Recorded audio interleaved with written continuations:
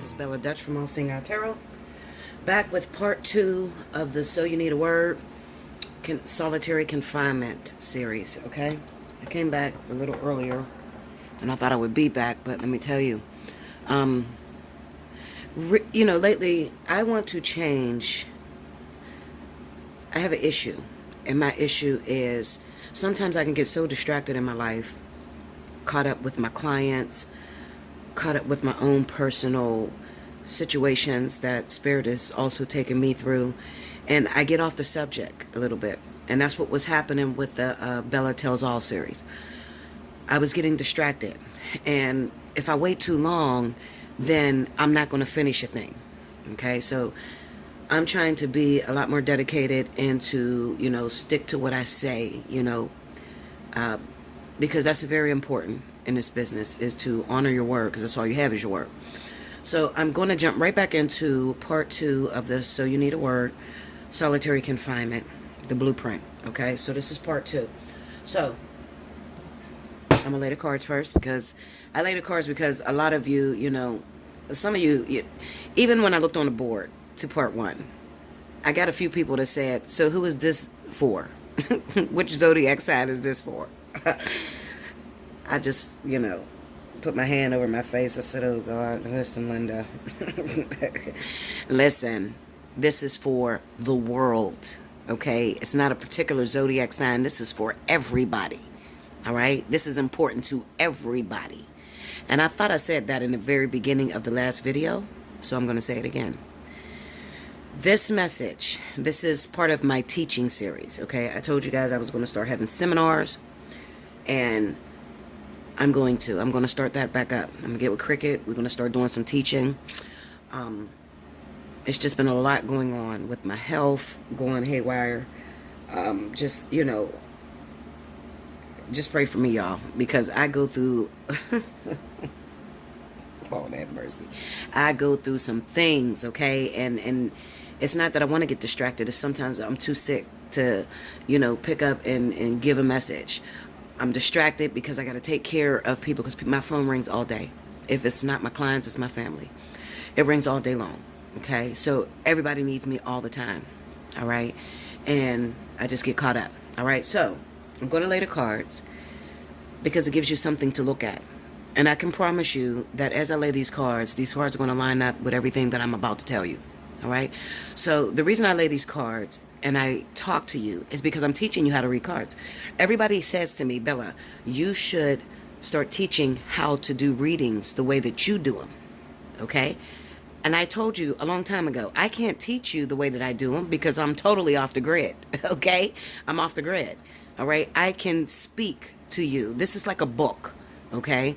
And it's all about understanding. Having an understanding of what each card means to you personally through your different experiences that you have been through, okay? So I don't read from book.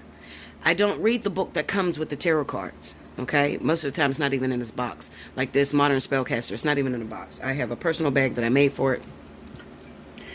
I made a bunch of these little bags myself, okay, with drawstrings, and I keep them separate.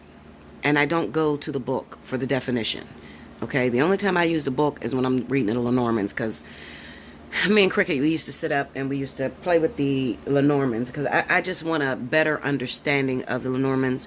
But it's such a wide spectrum that it's really hard to conquer the fullness of information that is given through the Lenormands, okay? So that takes me a lot of time, okay? So those are the only times I look at the book, is when I'm doing the Lenormands. When it comes to tarot, no.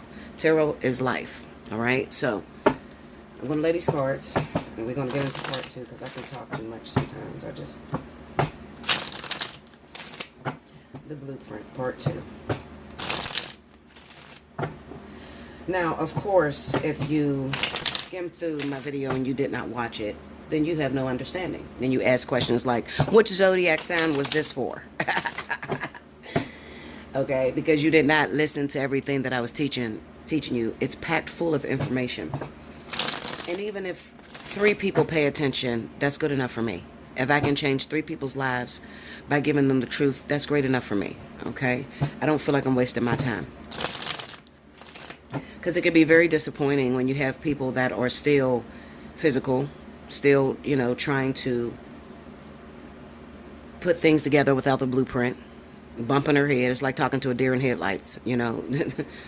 It goes in one ear and out the other. They don't get it, okay? And then they are totally confused, and they don't know how to get through their life, okay? Those are the people that end up 70 and 80 years old, the ones I talked about, that hit me up and it's way too late. And their life is almost over now, and now they're trying to, you know, relearn what you should have learned at 21 and 22 and 30. You know, you're trying to relearn it now, okay, because you totally disregarded when Spirit gave you the opportunity to learn that information. I'm not going to be here forever. I could die tomorrow, okay, and there's not many people that teach this, okay, and if they do, they're not probably, you know, doing tarot cards. They're probably spiritual teachers, shamans, and, you know, ritualistic people, you know, so they're not really into tarot, okay? But I'm taking tarot, the things that you guys love, and I'm incorporating that and showing you how to live life, even through the eyes of the tarot. 7 of Cups. 6 of Swords. 7 of Pentacles. The Lovers. Lovers always come up because I am speaking about relationships. Under the 7 of Cups, Ace of Pentacles. Under the 6 of Swords, Temperance. Under the 7 of Pentacles, Queen of Swords. Under the Lovers, the Hangman. Overall energy for part 2, 8 of Swords. Okay, so now, so we have went over the purpose of incarnating on the planet. We went over what God intended for relationships, what's the purpose of relationships, and what it was here to do. We went over that, and then I also gave you a few parables, and you know, I taught it in such a way, I believe I taught it in such a way that a toddler could understand, but, you know, some people still don't get it, all right? So I'm going to go into the physical a little bit more, you know, what takes place in these physical relationships, these romantic relationships that push you into solitary confinement. So I had gave the example of the whole Bruce, the soul, and the flesh, you know. I taught it like that because people always need an example, a physical example, or something to compare it to. Okay, it's just the way that things go. It's just the way that life goes.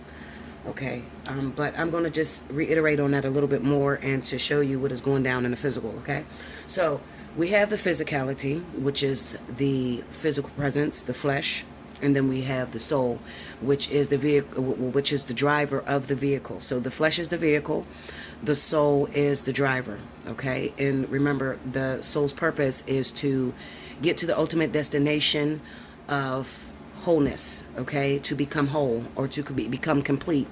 To merge the flesh and the soul together creates the oversoul, or the higher self. Okay, so the oversoul is also the higher self. You've heard of that, but most people don't understand that. Okay, so in order to get to your higher self, you have to merge the flesh and the soul together. They have to be on one accord. When they are on one accord, then the whole body becomes enlightened. Okay, so there's a saying in the Bible, there's a passage, it says that when both eyes are closed and the one eye is open, it's talking about the third eye, the whole body is enlightened. Okay, that means that when everything is working together, when all your chakras is in alignment, okay, then the soul and the flesh merge together, become one, and then now you have what is known as the higher self. The higher self is also equivalent to the twin flame. Okay, the reason why it's almost impossible to have a physical relationship with a twin flame is because you cannot get your soul and your flesh, your soul and your flesh to merge as one. Okay, so these relationships are on such a higher level, and it's nothing about physical at all. Okay, it becomes, it's sort of like the completion of a journey. Okay, so if you take it this way, you're down here to eventually get to wholeness, okay? To become more like God. And if you were to pass all of your tests, these things beep. I'm sorry, this is Facebook. It just beeps. But if you were to pass all of your tests, you know, consistently, every opportunity that's sent to you, if you were to pass that and take yourself out of the flesh for one moment and see, you know, the goal of the soul, all right, then you would eventually make it to the higher self.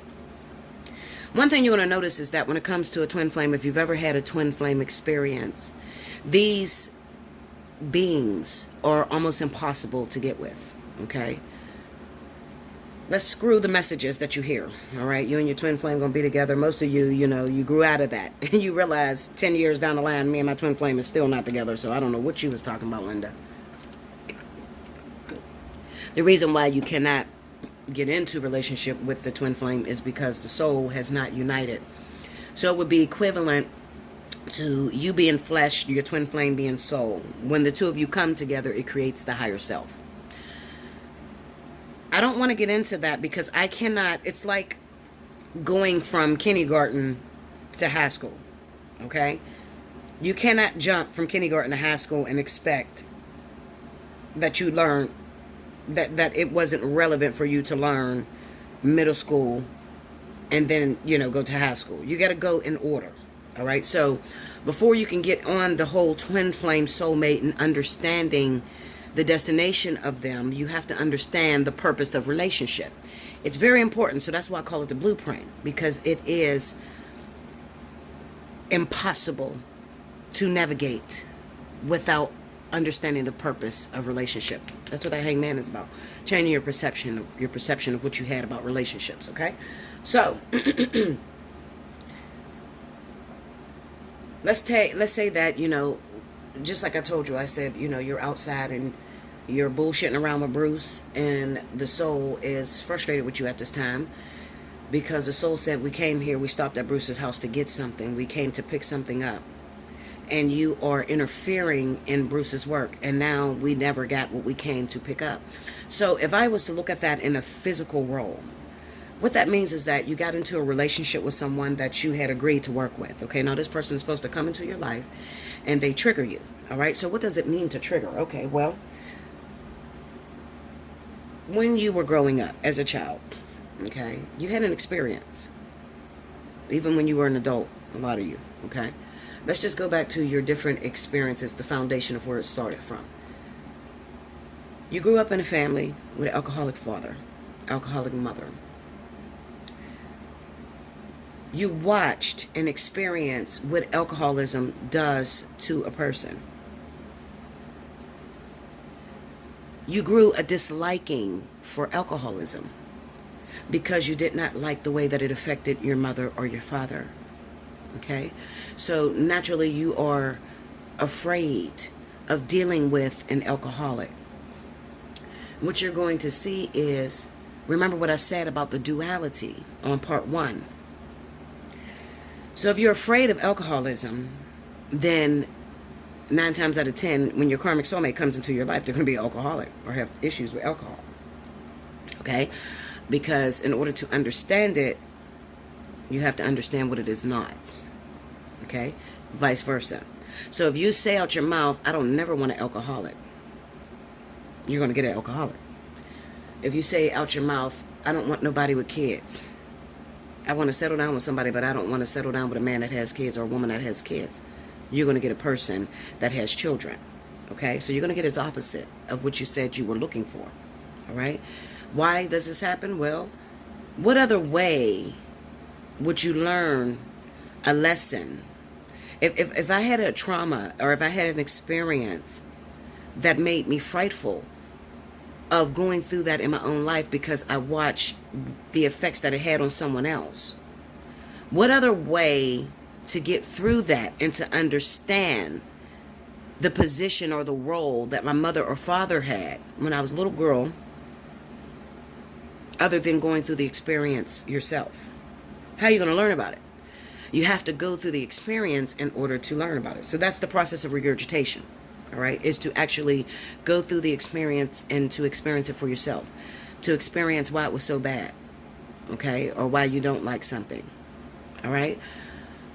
So, when I say that the flesh is bullshitting around with Bruce and stopping Bruce from teaching the lesson, it would be equivalent to you saying that, oh, no, I'm not dealing with no alcoholic. My mother was an alcoholic, or my father was an alcoholic. I don't like it. I'm not going to go through that process. No way. I don't want to go through that process. Okay? And then you start to feel like I'm unhappy. This is not the right person for me. That, I asked for a good man. I asked for a good woman. So this person is not right for me because they are coming with the thing that I said I did not want. So it's not on my fantasy of what I want list.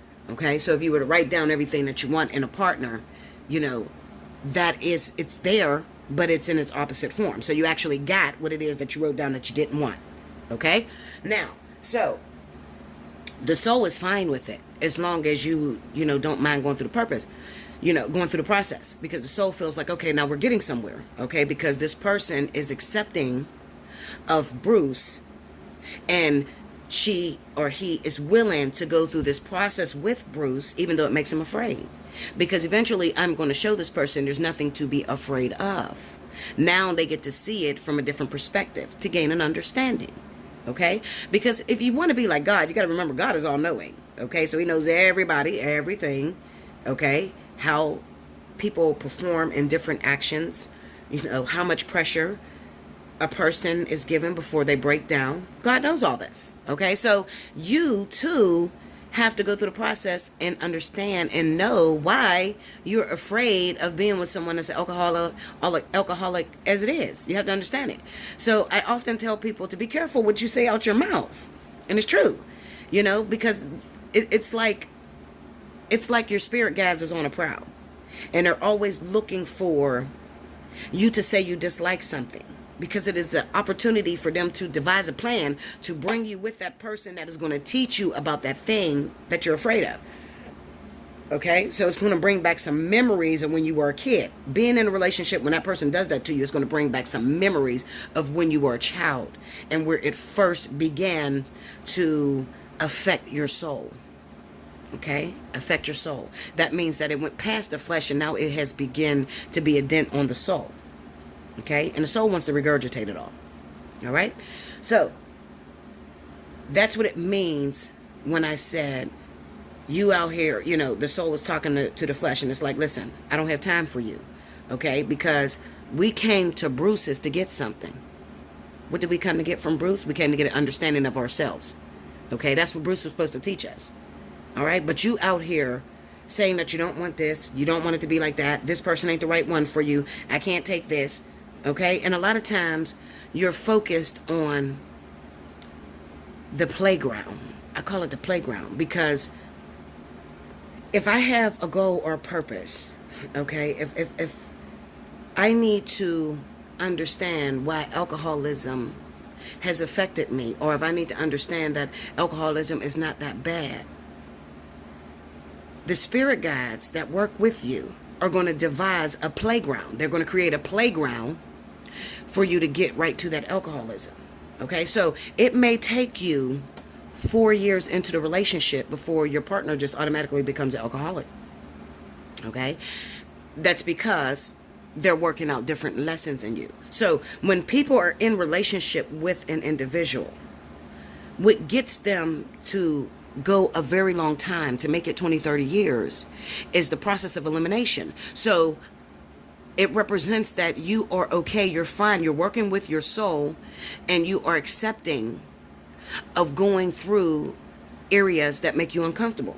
So this week it may be that your mother or father was an alcoholic, okay, and all of a sudden your partner fell into alcoholism, all right? Next year it may be that you were cheated on by every partner that you got with, so you're very afraid of losing a partner, okay? So now it's time for them to trigger that affliction within you that is afraid of infidelity or cheating, to show you it's not that bad, So now they're working on the infidelity part, Okay? And you go through a phase where your partner's cheating on you. All right? But as long as you stick with it and you're able to fight, I call it fighting because it is fighting. Okay? Because depending on how, detailed that playground is. Okay? Sometimes they put in sliding boards, sometimes they put in monkey bars. So it's tough. So you're navigating through this obstacle course of a playground. When you first met him, he didn't cheat at all. He loved you and he adored you. Okay? And all of a sudden, you started working or he lost his job. And now you got to be the one to go out and work. Okay? That's the playground. That's not the lesson. Okay? Now you're going out and working and now he's staying home with the kids. Okay? So he has more time on his hands and now he's, internet searching and he's starting to look at different women. So now you got to deal with the stress of being at work, working hard, making money, and taking care of a man that's at home cheating on you. Okay? That's the obstacle course. All right? The lesson is the infidelity. Okay? So you make it through these relationships based off of your endurance to go through the obstacle course. Okay? Before you make it into the army, you always have an obstacle course. You got a playground that you got to complete before you make it into the army. Okay? So a lot of you bullshit around and play around in the playground. Okay, you get stuck in a playground and you're not getting to the overall lesson because you're looking at the physical things that this person is doing to you and you're taking it as this person purposely wants to hurt me. This person is not good for me. They don't want me to be happy. They want to hurt me. They want to do something wrong to me. And that's not the case. Okay, they're looking at you like, listen, Linda, if I don't trigger, if I don't do what I volunteered to do in order to keep this relationship going between us, we can't be together. Okay? This is why I often tell you guys that in order to make a relationship work, it has to be a student-teacher type of thing going on. You always have to be learning. All right? And what you're learning is about yourself. Now, this is working vice versa because a lot of you get caught up, especially my women. You get caught up and you think, oh, it's all about me learning lessons. I'm just the only one that's supposed to learn lessons. No, Linda, you are also a trigger. You are also triggering this person. Okay? This person may have watched their mama treat their dad bad. Okay? Maybe the mother, was very controlling and, made the husband go out and work and slave, and she took all the money, but she didn't give him no love and affection. Okay? So, you see where I'm getting with this? So now his soulmate, his karmic soulmate, is a woman who's a gold digger. And she doesn't know how to show love and affection. All right? So this is his trigger that he got to go through. All right? And he's going through this obstacle course. And the obstacle course may be that this woman doesn't want to work. Okay? She doesn't want to work. She may have started off with a good job when you first met her. And then all of a sudden she quits the job and now she's saying to you, oh, well, I'm going to stay home and take care of the kids. Okay? Now, the man is afraid. He ain't going to tell you this. All right? The man's afraid. What the fuck you mean you're going to stay home and take care of the kids? So wait a minute, this is not a 50-50 thing anymore? So what, I had kids with you, now you want to stay home, sit on your ass? You don't want to continue working? No. Okay, because now you're going to go through, the man is going through the obstacle course, which eventually will lead down to understanding that it's not a bad thing for a woman to stay home. Okay, because the man has a perception that I don't want no woman that's lazy. I don't want no woman that doesn't want to work. I don't want to take care of no bitch for the rest of my life. That's his concept. All right? That's his lesson that he has to overcome. Okay? It's not going to look like that in the beginning. It's going to be disguised first. Okay? Because you would never be able to make it through if Spirit automatically presented you with the things that you're afraid of. As soon as you meet the person, he's just automatically showing you signs of the things you're afraid of. No, you're not going to make it through. You're going to run like hell. Okay, so that's not the way that it's usually disguised. The way it's usually disguised is, you meet this guy or you meet this woman. They're beautiful. Oh, my goodness. The connection, there's energy between you. There's synergy. Okay, there's great chemistry between you. And you go through the little honeymoon phase. And this is where they're building the foundation. They're weeding and building the foundation of this relationship. Okay, so what tends to happen is after the foundation is laid, we call that the honeymoon phase. Now the real work starts. And the real work is the obstacle course. Okay? The obstacle courses. They're about to start. Okay? Because you're about to go through multiple lessons. So when I said to you, does it get better? I can't say it gets better because you will always be clearing your trunk out inside of you, whatever you got going on. And people got a lot of shit going on. You got a lot of things that you've picked up, a lot of fears, a lot of things that you feel is not right, that you have to literally experience so that you can understand the thing that you're afraid of. Okay?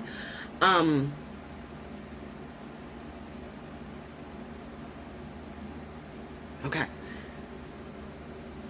Definitely I want you to comment below because I want to know if you're getting this. All right? Because if you're not getting it, I'll stop. I'll stop. If it's too much for you to get, you don't want to understand this, I'll stop. Okay? I don't want no wasted words. Now, how do you go from that to solitary confinement? Well, you go from solitary confinement because you're a bullshitter. All right? You're a bullshitter. You're looking for the fairy tale. Okay? So you're looking for the fairy tale. You don't realize that in order to have a relationship, you have to fight. That's what I like to say. If you want a relationship, then you have to be willing to fight. If you want peace, you want happiness, solidarity, then you need to be single. Okay? But as long as you get into relationships, it's always going to follow that pattern. It's always going to follow the pattern of, in the beginning, you know, the stars aligned and you had such a deep connection and you were screwing all over the house and, you know, he was looking in your eyes and you were looking in his eyes and the whole universe aligned and all that bullshit that you guys tell yourself. Okay? And then you lose yourself when it starts to go through the task. When it starts to begin to trigger you. You lose yourself right in the trigger. Okay? Because you start to, oh, I didn't see this about that person. You know? I didn't see that he was like this. I didn't see he was an alcoholic. And I don't like alcoholics. I didn't see that he was a cheater. And I cannot stand cheaters. Okay? So you start to blame the person. When, in all actuality, I don't care who you get with. These triggers are going to start. Because remembering what I said from the beginning. Spirit doesn't care about a romantic relationship. They don't care about that. Their goal is to get you to understand yourself. And that can be extremely uncomfortable. You take somebody, you know, let's think of hoarders for a moment. Hoarders pack themselves in their house. They start buying a whole bunch of shit that tends to get out of control. And in their mind, they start to believe that they need everything that they actually have. Meanwhile, they ain't seen some shit that they got in 5 and 6 years, sometimes longer. Okay? You go into that hoarder's house and you try to remove their things that they haven't even used in 5 years. They freak the fuck out. Okay? You don't believe me? Go watch a show. Go watch a hoarder show. Okay? They freak out. Why do they freak out? Because it's uncomfortable. All right? It's uncomfortable because now you're getting this person to realize they have a problem. It's no longer, you know, stroking the ego and, you know, making that person feel good. Now you have to get that person to look into the mirror. This is an issue. You can't even get to your bed. You can't even get to your stove. You're not enjoying your amenities that you're paying for every month. Okay? Because you're locked out of it. You've gotten so much clutter that it has pushed you out of the house. So when someone wants to come along and help you to declutter, you freak out. Okay? You have a hard time. That's exactly what happens in relationships. Okay? So there's always going to be the building, the foundation phase. All right? And after that foundation phase is going to come the triggers. And in the trigger, depending on if you have an understanding, depending on if you read the blueprint. Okay? If you read the blueprint, then you understand that this is purpose. This is what needs to be done in order for this relationship to thrive, in order for us to be together. In order for me to be in a relationship with you and have a romantic relationship, then I have to be able to navigate through these triggers and deal with myself. Other than that, you're just selfish. You're looking for something to make you feel good. Okay? So it can ultimately make you feel good. There's going to be times, it's not going to be triggers all day long, every day. No, there's going to be moments that you have a breather right before the next phase that comes up that you got to, let go of. Okay?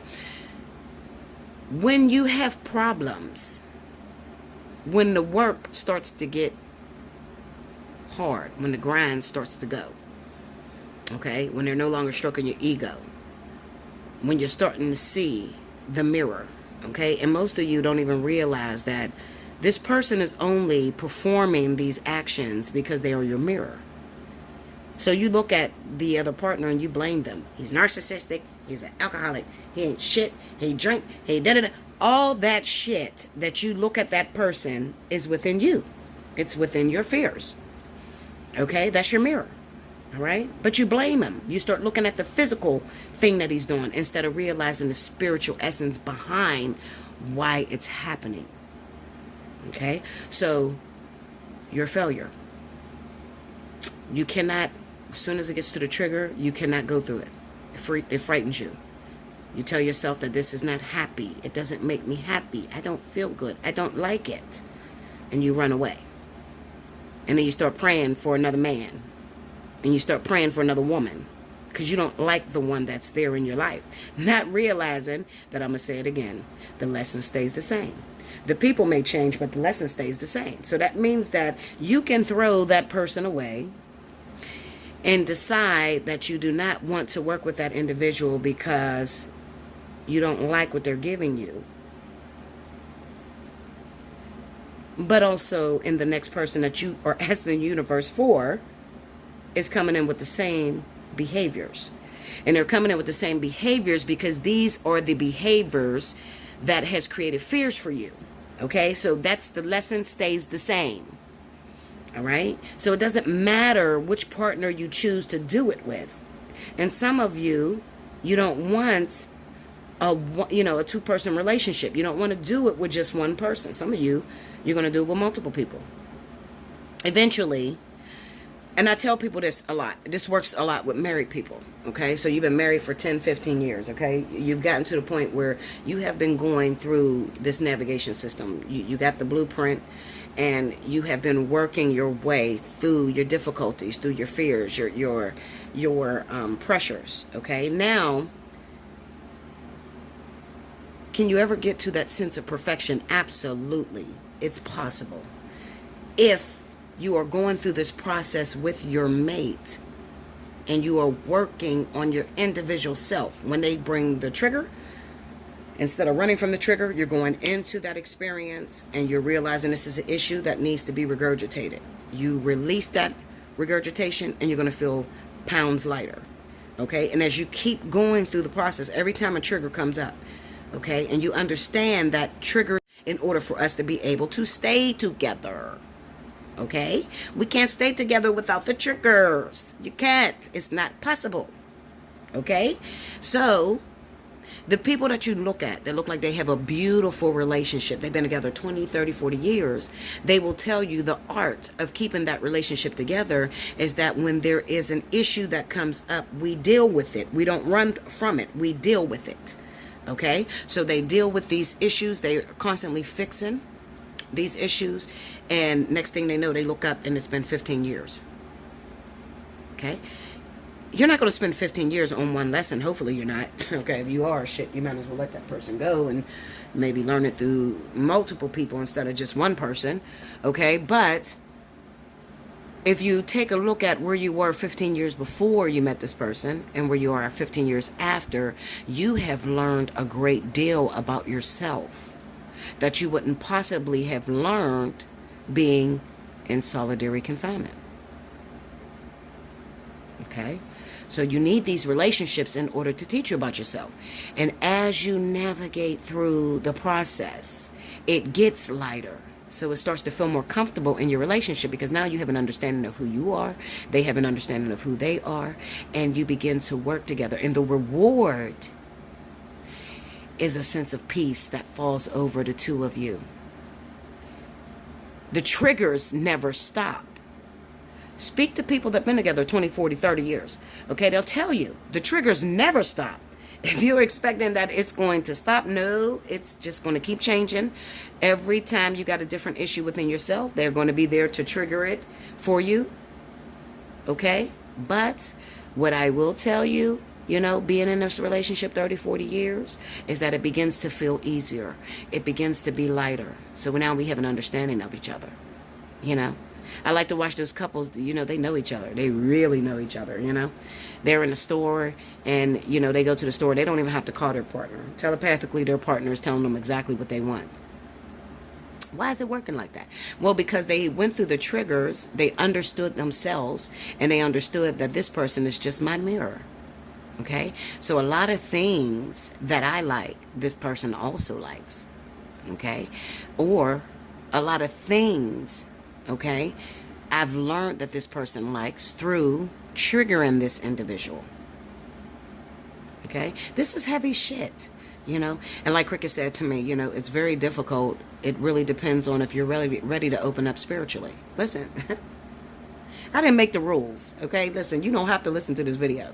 You can continue to keep bumping your head, man after man, woman after man, woman, whatever. You can continue not to even pay attention to this, okay? And then you got a call and you say, I'm still single. It's been 10 years, I'm still single.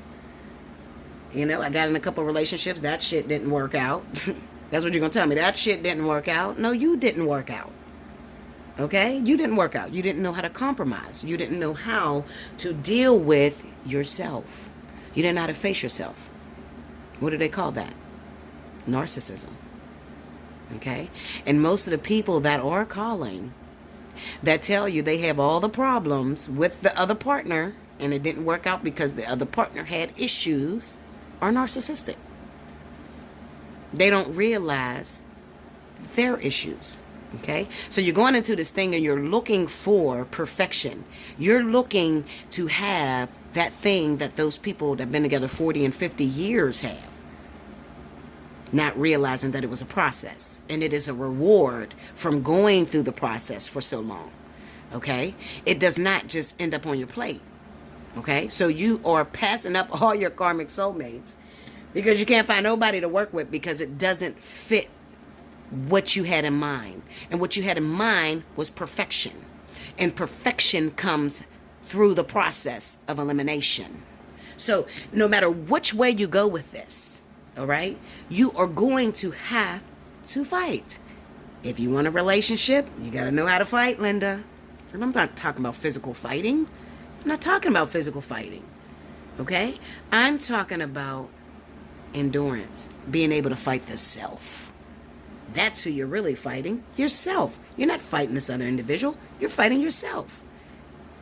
Okay? Because this person is telling you what their experience is being with you. Okay? And you are learning about yourself. How did you act when that person cheated on you? How did you act when that person had a baby on you? How did you act when that person pushed you away? What did it feel like? Okay? Is it still an issue for you? Okay? You look at people and you see that they're going through a process where their husband or wife keeps cheating on them and you call them dumb. You're stupid. You stay with that motherfucker. He keep cheating on you. He keep hurting you. No, they're not stupid. There's nothing stupid about them. Okay, you may be the fool, but they're not stupid. They have realized that, listen, Linda, I can stay with my husband, who I've already been with for 10 years, and learn the same exact lessons as what the fuck you're going through fucking multiple men. Okay? So at the end of the day, there's nothing stupid about me. I'm going through the same things, okay, that are similar to what you're going through. You're doing it with multiple people. I'm just doing it with one person. The lesson stays the same. The people change, but the lesson stays the same. You have to get what I'm trying to tell you. And if you don't get it, that is why there is a spiritual analysis that you can pay for. And you can sit and have me personally feeling like I'm right there in your home. Okay? That's why I do that. For those of you that don't understand it when I speak it to the world, when I give it for free, make a payment, get you a spiritual analysis. Let's sit down and talk. Okay? I would rather you learn it sooner than later. If you don't want to be sitting in solitary confinement for the rest of your life, you don't want your soul to get frustrated with you. You know, I like to laugh at the people that get into relationships and they didn't fuck that marriage up real good. They didn't want that person. I don't like him. He's abusive. He's mentally, physically, emotionally abusive. You don't tell shit you do. He's just fucked up, huh? He did everything by himself, and you didn't tell nothing of how you triggered that man or how you did this and how you did that in order to get the abuse out of him. Okay? But then you ask me a stupid question. When am I going to get my next boyfriend? Am I going to be single for a long time? You didn't even pass the last motherfucker you was with. But you're already asking the universe for another one. Well, I got news for you. That's how you end up in solitary confinement, because you do not understand the purpose. You're looking for this perfection that doesn't exist. When you are a child, you think as a child, you act as a child. When you become an adult, you put away childish behaviors. You got to grow up. It's time to put aside those childish behaviors and begin to understand the purpose of life. Just because you decided that he wasn't the right man for you, because he got on your nerves and he argued with you and he made you feel down and he hurt your feelings and all that bullshit, doesn't mean that the universe is going to give you another partner, and they usually don't. And one thing about it is, once you learn is, once you do get into another relationship, that shit is harder than the one you had the first time. Okay? Because they're getting frustrated with you. They're getting frustrated with you because you're not understanding the process. If you want to be in a relationship, you got to fight. You have to go through the process of elimination. Period. There's no way out of it. There's no way around it. You got to go through the process of elimination. Okay? And doing so is going to be very uncomfortable. Okay? It's going to be uncomfortable when you are learning about who you are. It's going to be a lot of tears. A lot of broken hearts. I didn't know I was like this. Here I am lollygagging, thinking I'm perfect, and I got a problem. I got a real bad issue here. I'm not satisfied with who I've become because it gets me farther and farther away from God. Is God like that? Is God selfish like me? Is God jealous like me?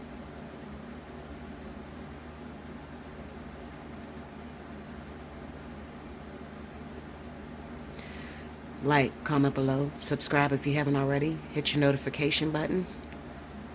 If you need more in-depth into this, take advantage of spiritual analysis. As I stated before, it is my biggest seller. And I don't just talk about relationships.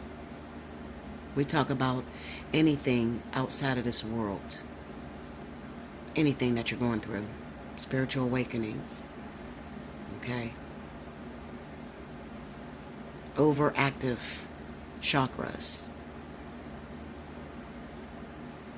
Anything that there is an issue with, that you feel uncomfortable with talking to the outside world about, is why I started up the spiritual analysis. Allseeingeyetarot@gmail.com. In the subject line, make sure you write spiritual analysis. I'll send you back an invoice. You got 48 hours to make that payment. Okay? 48 hours to make that payment. Make sure you're ready. I get a lot of people that are afraid to talk to me. I don't know why you're afraid to talk to me. You're really afraid. I'm serious. Like, people will pay for a reading and they say, keep it as a donation. I thought I wanted the reading, but I'm kind of nervous. What are you scared of? Truth? You scared to hear the truth? I can understand that. Then reserve your reading till a time where you're ready to, if you've already paid for a reading, you pay for it for a purpose. It's for an appointed time. And if you're feeling really nervous and you already made your payment, reserve it and say, Bella, let me just hold off on it. I'm going to come back and get it in a couple months, whatever. It'll be there until you use it. Okay? And it'll be right on time when you need it, or when you're ready to receive the information. Because I get those people too. All right? I love you much, guys. This was part 2 of the blueprint. I hope you enjoyed it. Until next time.